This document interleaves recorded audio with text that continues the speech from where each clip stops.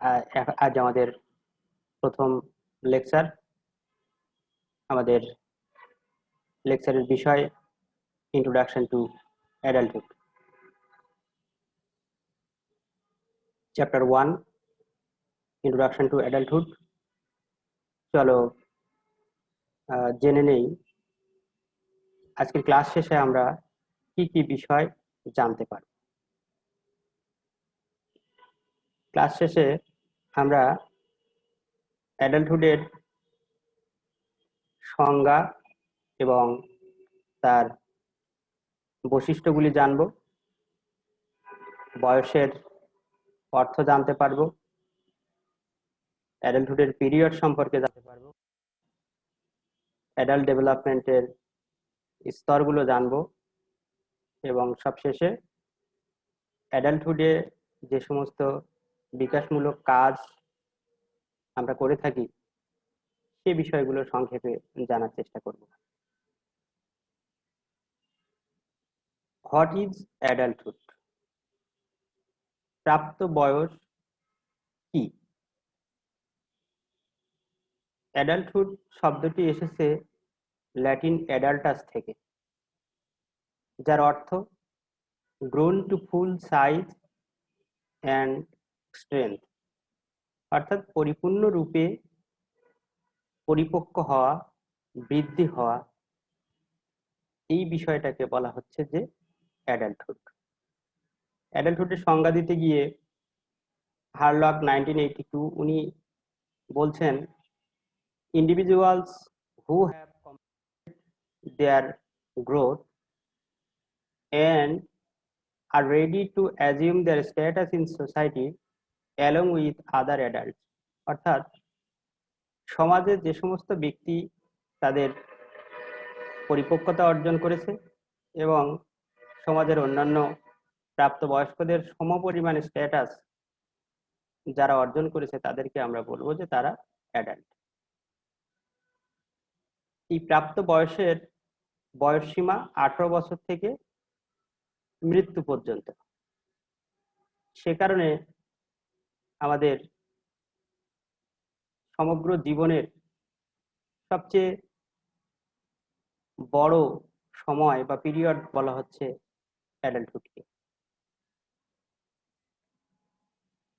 আমরা এখন জানবো যে অ্যাডাল্টহুডের কি কি বৈশিষ্ট্য আছে বা প্রাপ্ত বয়সের বৈশিষ্ট্য সমূহ কি কি। হারলক 1982 উনি কিছু বৈশিষ্ট্যের কথা বলেছেন, আমরা সে বৈশিষ্ট্যগুলো নিয়ে আলোচনা করব।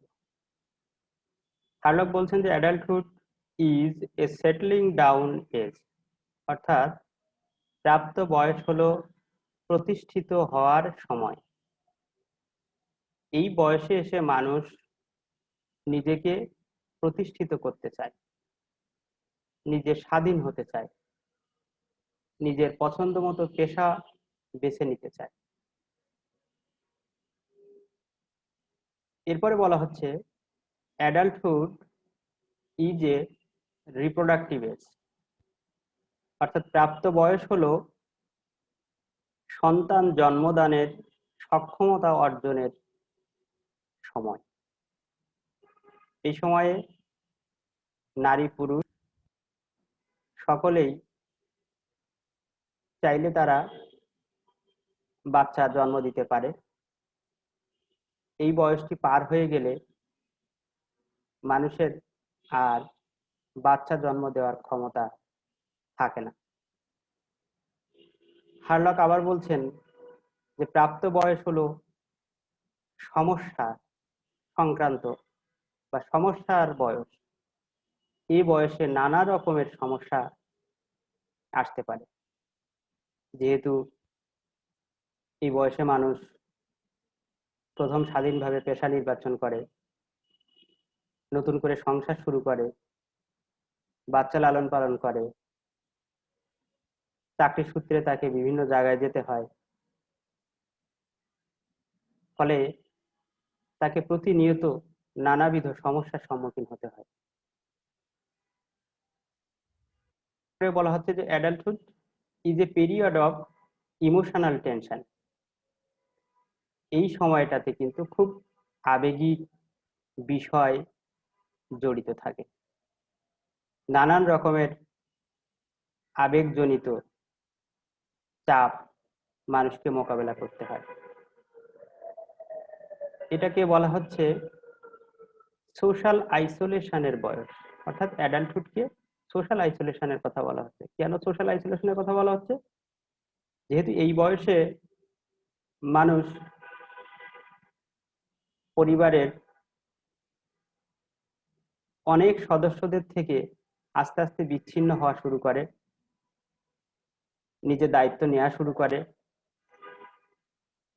সেই কারণে এই সময়টাকে বলা হচ্ছে যে এটি সোশ্যাল আইসোলেশনের বয়স। এই বয়সে বন্ধু বান্ধবের সংখ্যা ধীরে ধীরে কমতে থাকে। মানুষ নিজের কর্মব্যস্ততায় এতটাই জড়িয়ে যায় যে খুব বেশি মানুষের সাথে প্রতিনিয়ত যোগাযোগ রাখা তাদের পক্ষে সম্ভব হয়ে ওঠে না। Adulthood is A time of commitment, অর্থাৎ এই বয়স কিন্তু কথা রাখার বয়স। এখানে অনেক দায়িত্ব নিতে হয়, স্বামীর দায়িত্ব নিতে হয়, স্ত্রীর দায়িত্ব নিতে হয়, সন্তানের দায়িত্ব নিতে হয়, আত্মীয় স্বজনের দায়িত্ব নিতে হয়। এই সময়ে মানুষ একে অপরের প্রতি নির্ভরশীল হয়ে পড়ে। যেমন একটি পরিবারে বাস করতে গিয়ে স্বামী স্ত্রীর উপর নির্ভরশীল হয়ে যায়, উপর নির্ভরশীল হয়। ছোট ছোট বাচ্চারা পিতামাতার উপর নির্ভরশীল হয়ে পড়ে, তাদের দায় দায়িত্ব নিতে হয়। এরপরে বলা হচ্ছে যে adulthood is the time of value change. Value change বলছে এই সময়ে কিন্তু মূল্যবোধের পরিবর্তন হতে পারে। অর্থাৎ অ্যাডাল্টহুডের আগে, প্রাপ্তবয়সের আগে যে মূল্যবোধ নিয়ে আমরা অ্যাডোলেসেন্স পিরিয়ড পর্যন্ত এসেছিলাম, সেই মূল্যবোধ কিন্তু ব্যাপকভাবে এখানে পরিবর্তন হয়ে যেতে পারে। সেটি রাজনৈতিক মূল্যবোধ হতে পারে, ধর্মীয় মূল্যবোধ হতে পারে, সৌন্দর্য সম্পর্কিত মূল্যবোধ হতে পারে। মূল্যবোধের পরিবর্তনের সময় এই প্রাপ্তবয়স। এরপরে বলা হচ্ছে যে adult is a creative age, অর্থাৎ এই সময়টি হলো সৃজনশীল সময়। এই বয়সে মানুষ চ্যালেঞ্জ গ্রহণ করতে পারে, তার পক্ষে নতুন নতুন বিষয় জানা সম্ভব হয়। ব্যক্তি নিজেকে যে কোনো কঠিন পরিস্থিতিতে কিভাবে সাবলীল উপায়ে মোকাবেলা করে পরিস্থিতি সামাল দেওয়া যায়, সেটি কিন্তু প্রাপ্তবয়সে মানুষ শিখে যায়। অর্থাৎ এই অ্যাডাল্টহুডটা আমাদের লাইফের একটি গোল্ডেন টাইম, এ কথা কিন্তু নিঃসন্দেহে বলা যায়। এরপরে আসবে মিনিং অফ এজ, অর্থাৎ বয়সের অর্থ।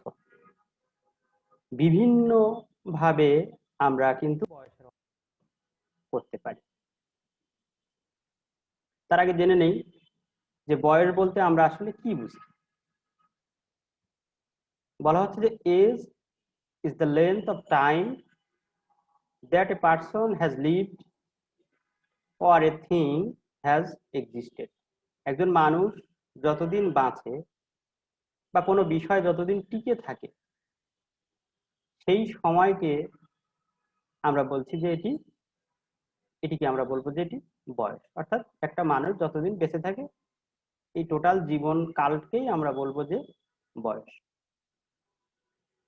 এই বয়স প্রধানত দুরকম ভাবে ব্যাখ্যা করি আমরা, একটি ক্রোনোলজিক্যাল এজ আর একটি ফাংশনাল এজ। ক্রোনোলজিক্যাল এজটা বা সময়ানুক্রমিক বয়স যেটা, সেটি জন্মের পর থেকে গণনা শুরু হয় এবং এই বয়সটা আবার আমরা দেখব যে কিভাবে এটি ক্রিয়াগত বয়সের সাথে রিলেটেড, সেটি আমরা একটু পরে দেখব। এখন তাহলে চলে আসি যে ক্রিয়াগত বয়স বা ফাংশনাল এজ কি। Functional age represents a combination of biological, psychological and social age.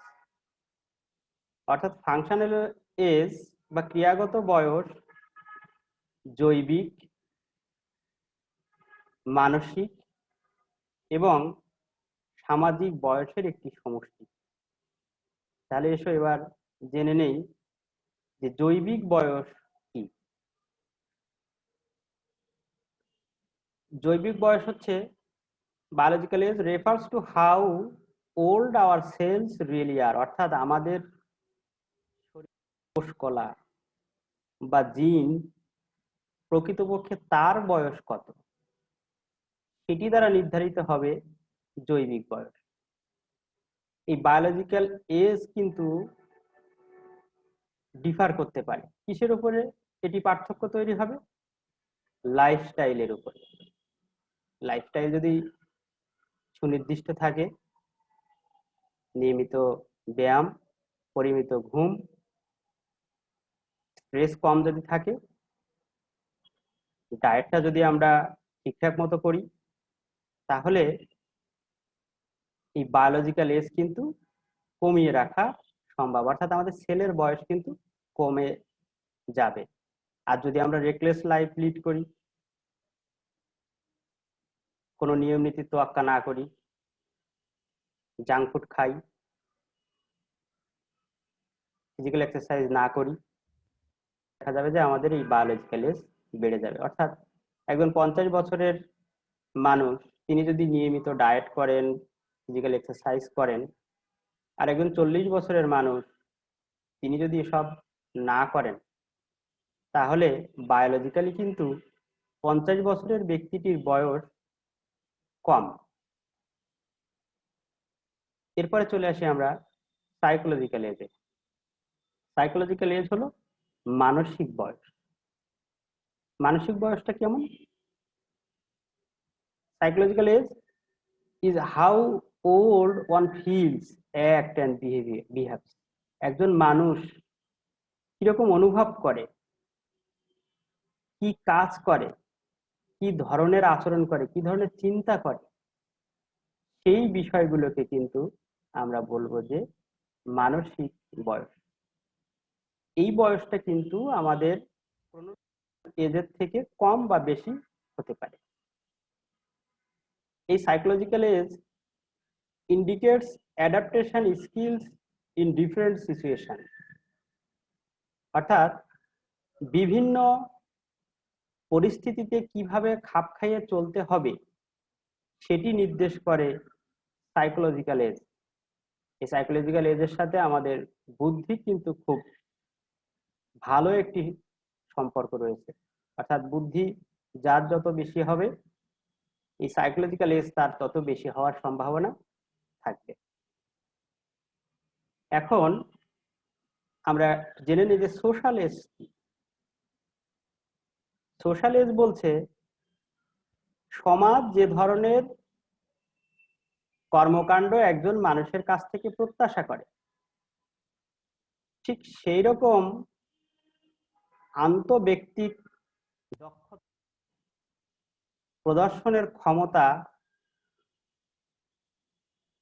প্রদর্শনের ক্ষমতাকে আমরা বলবো যে সামাজিক বয়স।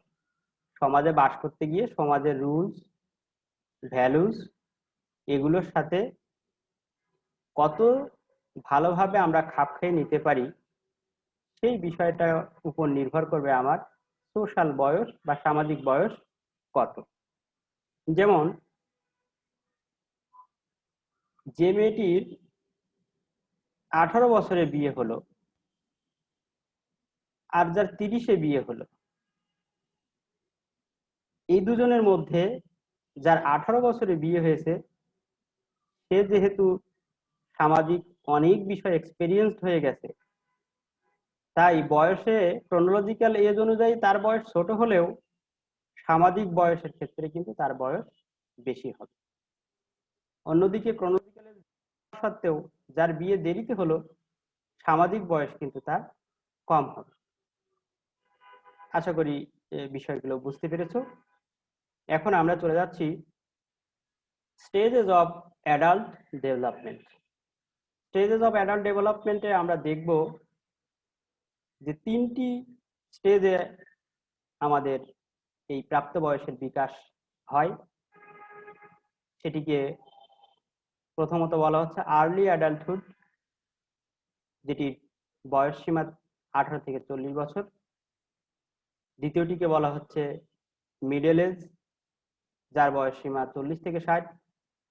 তৃতীয়টি লেট অ্যাডাল্টহুড, এজিং, অথবা এটাকে আমরা কিন্তু ওল্ড এজও বলতে পারি।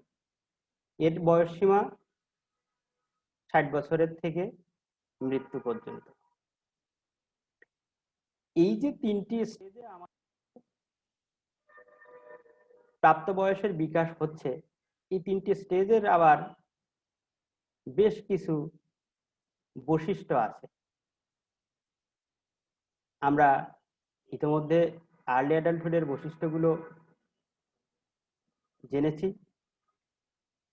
সেখানে 3টি বিষয় খুব গুরুত্বপূর্ণ এই আর্লি অ্যাডাল্টহুডে। একটি সেটেলিং ডাউন, রিপ্রোডাক্টিভ এবং ক্রিয়েটিভ, অর্থাৎ এই সময়টা কিন্তু আমাদের জীবনের জন্য খুবই জরুরি। মিডল এজ বা মধ্য বয়সে এসে যে বিষয়টি খুবই লক্ষণীয় সেটি হলো এমটি নেস্ট পিরিয়ড, অর্থাৎ এই সময়ে মানুষের সাজানো বাগান বা সুন্দর নীড় ধীরে ধীরে খালি হতে থাকে। সন্তান সন্ততি তারা বাবা মাকে ছেড়ে নিজের কর্মস্থলে চলে যায়, সেখানে নিজের আলাদা পরিবার থাকে। ফলে যে ছোট্ট বাচ্চাটিকে ঘিরে একসময় বাবা মায়ের সমস্ত জগৎ ছিল, সেই জগৎ থেকে কিন্তু তার ছোট্ট বাচ্চাটি এই মিডল এজে এসে তার সেই সাজানো সংসার, সেই স্বপ্নের ঠিকানা থেকে দূরে কোথাও গিয়ে নিজের মতো করে জীবন শুরু করে। এই জন্য এই বয়সটাকে বলা হচ্ছে এমটি নেস্ট পিরিয়ড। পরীক্ষাতে তোমাদের একটি প্রশ্ন আসতে পারে যে মধ্য বয়সকে কেন শূন্য নিড়ের সময়কাল বলা হয়? শূন্য নিড়ের সময়কাল কেন বলা হয়? এজন্য শূন্য নিড়ের সময়কাল বলা হচ্ছে যে এই সময়ে সবাই সবাইকে ছেড়ে যার যার মতো করে চলে যাবে এবং একাকিত্বের সময়টা খুব কষ্টদায়ক হয়ে যায় এই মিডল এজে এসে। লেট অ্যাডাল্টহুড, ওল্ড এজ বা এজিং এর ক্ষেত্রে আমরা যেটা দেখতে পাই, এই সময়টা হলো পিরিয়ড অফ ডিকে, অর্থাৎ ক্ষয়ের সময়। এই সময়ে মানুষের শারীরিক, মানসিক, চিন্তন ক্ষমতা সবকিছু ধীরে ধীরে ক্ষয় হতে থাকে। অর্থাৎ লেট অ্যাডাল্টহুড কিন্তু আমাদের জীবনের এক কঠিন বাস্তবতা। তাহলে আমরা এখন একটু দেখে নেই যে আর্লি অ্যাডাল্টহুডে কি কি বিকাশমূলক কাজ মানুষকে করতে হয়। প্রথম বিষয় সিলেক্টিং এ মেট, অর্থাৎ বিয়ে করার জন্য একজন জীবন সঙ্গী এই বয়সেই মানুষ খুঁজে নেবে। অর্থাৎ আর্লি অ্যাডাল্টহুডে গিয়ে আমরা যেটাকে বলেছি যার 18 থেকে 40, এই বয়সে গিয়ে মানুষ খুঁজে নেবে তার জীবন সঙ্গী বা সঙ্গিনীকে। Achieving a masculine or feminine social roles, অর্থাৎ এই সময়ে কিন্তু পুরুষ হিসেবে বা নারী হিসেবে যে সামাজিক দায় দায়িত্ব কর্তব্য সেগুলো মানুষ শিখে নেবে। Learning to live with a marriage partner, কি করে একটি বিবাহিত সঙ্গীর সঙ্গে জীবন অতিবাহিত করতে হবে সেই বিষয়টি এই বয়সের মধ্যে মানুষ শিখে নেয়। তারপরে আসে স্টার্টিং এ ফ্যামিলি, যেহেতু বিয়ে হয়ে গেছে এখন তাদের নতুন পরিবার, নতুন পরিবার, নতুন ঘর, নতুন স্বপ্ন, নতুন লক্ষ্য। এই সব নতুনের মধ্যে আরেক নতুনের আবির্ভাব হয় রেয়ারিং চিলড্রেন। যখন বাচ্চার হবে, তখন এই বাচ্চাটিকে ঘিরেই বাবা মায়ের আবার নতুন করে স্বপ্ন দেখা শুরু। পরবর্তীতে আসবে ম্যানেজিং এ হোম। খুব কঠিন কাজ, গৃহ ব্যবস্থাপনা। এই গৃহ ব্যবস্থাপনা, বাড়িতে কার কি কাজ, কে কোন দায়িত্ব পালন করবে, কে কাকে হেল্প করবে, সব বিষয় কিন্তু দেখতে হবে। অর্থাৎ একেবারে বাড়ির যাবতীয় খুঁটিনাটি বিষয়, ঘর মোছা থেকে রান্না, চাকরি, ব্যবসা, বাচ্চা সামলানো, এভরিথিং এই ম্যানেজিং এ হোম এই কাজের মধ্যে অন্তর্ভুক্ত। এরপরে আমরা দেখব আর্লি অ্যাডাল্টহুডের আরেকটি খুব গুরুত্বপূর্ণ কাজ আছে, সেটি স্টার্টেড ইন অ্যান অকুপেশন। অর্থাৎ একটি জীবিকার, যেহেতু তার পরিবার আছে, তাকে আয় করতে হবে, সেজন্য তাকে কোনো না কোনো পেশার সঙ্গে অবশ্যই জড়িত হতে হয়, এবং সেটি এই আর্লি অ্যাডাল্টহুডেই তাকে করতে হয়। Talking on civic responsibility, taking on civic responsibility, অর্থাৎ সুনাগরিক হিসেবে একজন মানুষের যা দায় দায়িত্ব, সেই দায় দায়িত্ব কিন্তু এই বয়সে নিতে হবে। এই বয়সে আমরা যেমন অধিকার সচেতন হই, ঠিক তেমনি আমাদের যার যা কর্তব্য, সেই বিষয়গুলো কিন্তু আমাদের সম্পাদন করতে হয়। পরবর্তীতে আসবে ফাইন্ডিং এ কনজেনিয়াল সোশ্যাল গ্রুপ। নিজের একটি নেটওয়ার্ক তৈরি করা, যে নেটওয়ার্কের মধ্যে ব্যক্তি নিজেকে খুঁজে পাবে, নিজের পছন্দ অনুযায়ী নিজের মত প্রকাশের সুযোগ থাকবে। এরকম একটি গ্রুপ, সামাজিক দল কিন্তু ব্যক্তি এই বয়সে খুঁজে নিবে। অর্থাৎ তার সমমনা ব্যক্তিদের সঙ্গে তার একটি দলীয় সংসক্তি গড়ে উঠবে। এরপর মিডল এজে আমরা চলে আসি। মিডল এজে কি কি কাজ? মিডল এজ বলছে achieving adult civic and social responsibility. সামাজিক দায় দায়িত্ব গ্রহণ করতে হবে বয়স্কদের। Establishing and maintaining an economic standard of living. জীবন ধারণের জন্য একটি স্ট্যান্ডার্ড পরিস্থিতি কিন্তু তাকে তৈরি করতে হবে এই মিডল এজে এসে। Assisting teenage children to become responsible and happy adult. অর্থাৎ বাচ্চাদেরকে সুশিক্ষা শিক্ষিত, যাতে করে তারাও ভবিষ্যতে ভালো থাকে। Developing adult leisure time activities. অবসর সময় কিভাবে কাটবে, সেই বিষয়ে কিন্তু এখন আস্তে আস্তে প্ল্যানিংটা শুরু হবে। Relating oneself to one's spouse as a person। অর্থাৎ নিজের সঙ্গিনীকে পরিপূর্ণরূপে বোঝা, সময় দেওয়া এই বয়সে খুব জরুরি।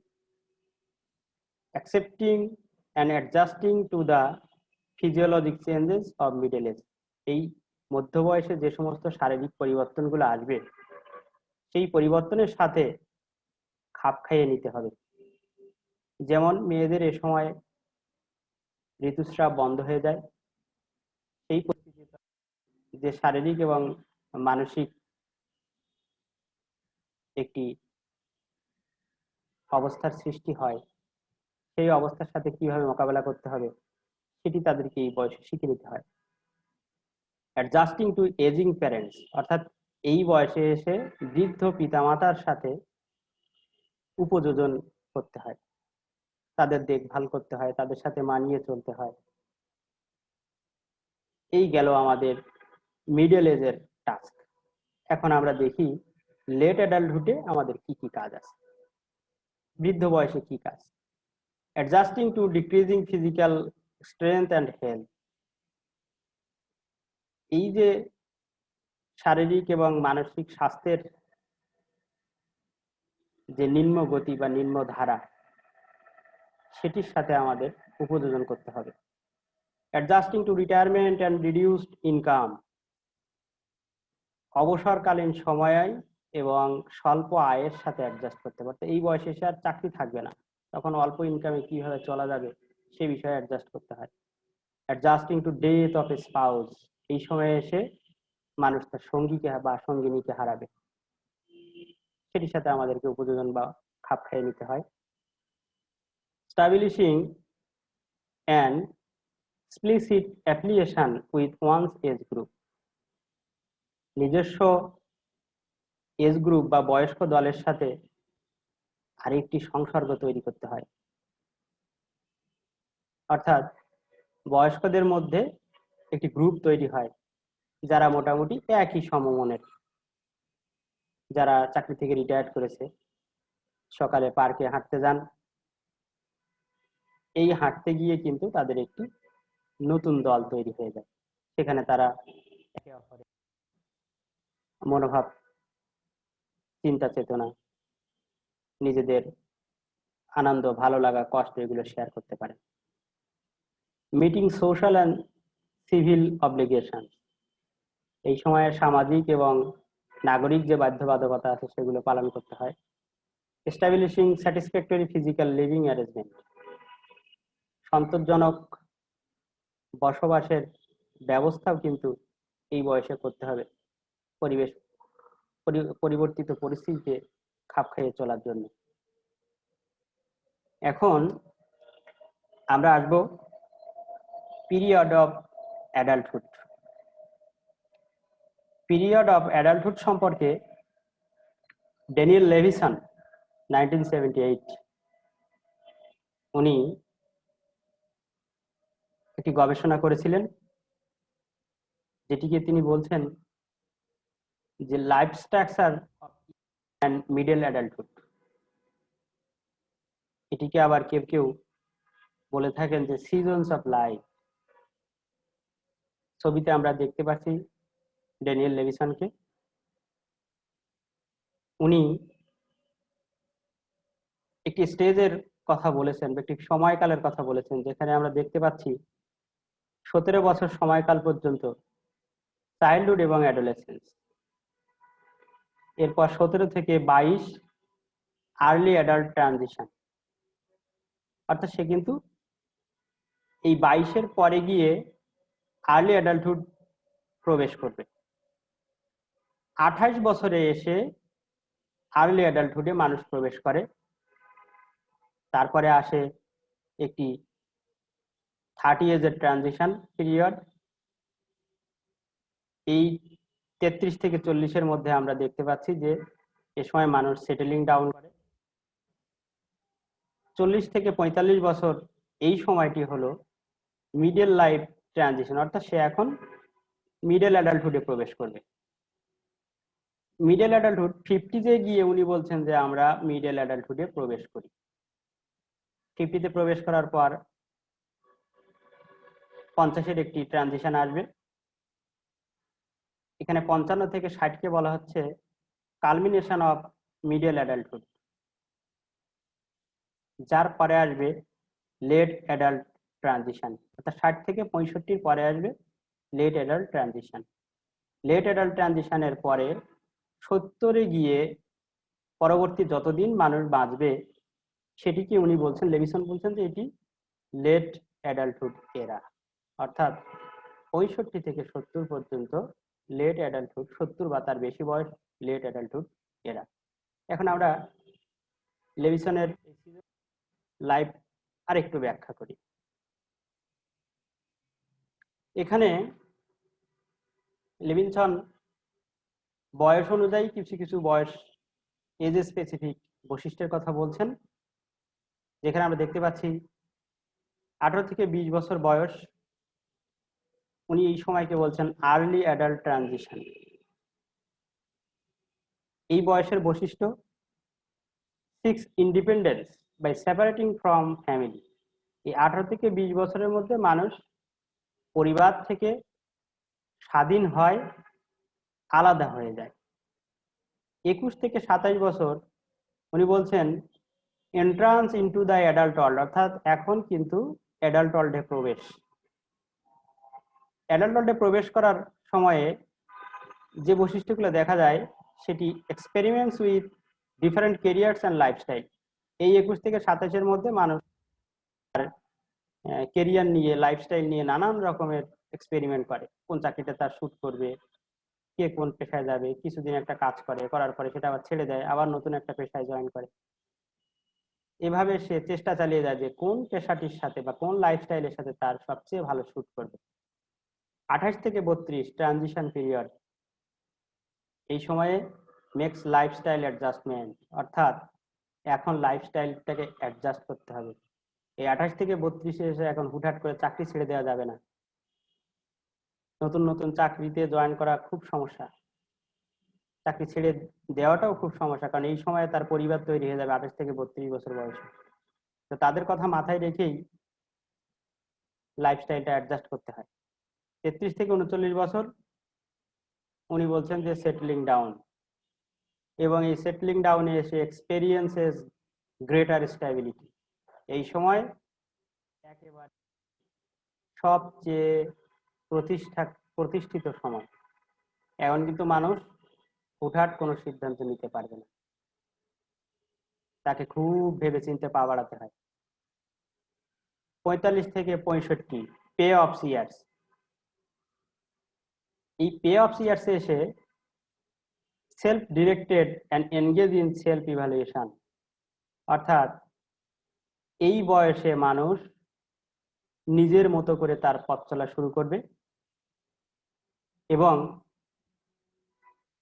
আত্ম সমালোচনা, আত্মমূল্যায়নের সময় এই 45 থেকে 65। সে জীবনে কি পেল, কি হতে চেয়েছিল, কি হয়েছে, তার চাওয়া পাওয়ার হিসাব, জীবনের সফলতা ব্যর্থতার হিসাব কিন্তু এই 45 থেকে 65 বছর বয়সে এসে মানুষ মিলাতে শুরু করে। লেভিনসন